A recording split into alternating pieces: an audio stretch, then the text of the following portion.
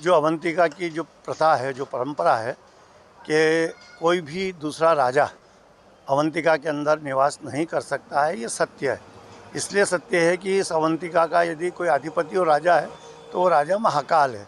और महाकाल जो है वो अवंतिका के साथ साथ पूरे ब्रह्मांड के ही राजा हैं, वो कालों के काल हैं, इसलिए महाकाल और राजा महाकाल कहा जाता है। इसलिए कोई भी नगर में राजा नहीं रुकते हैं।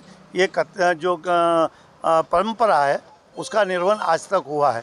ग्वालियर शासन घराने का जब राज था और यहाँ राजमाता या माधवराव सिंधिया या और उनके परिवार के लोग जब महाकाल दर्शन करने या अवंतिका में आते थे तो वो अपने स्थान जो बावन कुंड जिसको बोलते हैं कालीदेव पैलेस, वहाँ निवास करते थे, नगर में नहीं करते थे।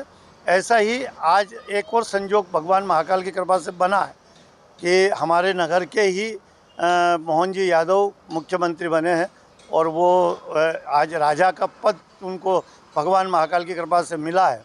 लेकिन इसमें सिर्फ ये बात है कि यदि वो एजे भगवान महाकाल के प्रतिनिधि और अवंतिका के नागरिक और महाकाल के सेवक के रूप में यदि वो अपने गृह निवास में रुकते हैं तो वो कोई निषेध नहीं होगा, क्योंकि वो इसी जन्मे हैं, इसी मिट्टी में खेले हैं, इसलिए उनका गृह निवास ये है और महाकाल की कृपा से वो राजा बने हैं, तो उनके लिए ये निषेध नहीं होगा। लेकिन यदि वो यहाँ आते हैं और मुख्यमंत्री के नाते यदि वो घर निवास में रुकने की चेष्टा करते हैं तो वो उचित नहीं होगा, क्योंकि कारण कि वो स्वयं भी जो मुख्यमंत्री जी हमारे मोहन जी यादव बने वो स्वयं यहाँ की संस्कृति, यहाँ की परंपरा, यहाँ की पवित्रता को बहुत अच्छी तरह से जानते हैं, उन्हें अच्छा ज्ञान है। इसलिए वो मुझे विश्वास है कि वो भी इस परंपरा का पालन करेंगे। जब भी मुख्यमंत्री की हैसियत से नगर में आएंगे तो वो नगर से बाहर ही विश्राम करेंगे, ये मेरे को मानता हूँ। इसलिए इनके ऊपर दोनों बात है कि वो नगर से बाहर मुख्यमंत्री के रूप में रह सकते हैं और नगर के अंदर यदि रहेंगे तो वो महाकाल के सेवक और महाकाल के प्रतिनिधि के रूप में रह सकते हैं। ये यहाँ की परंपरा और ये महाकाल की कृपा है।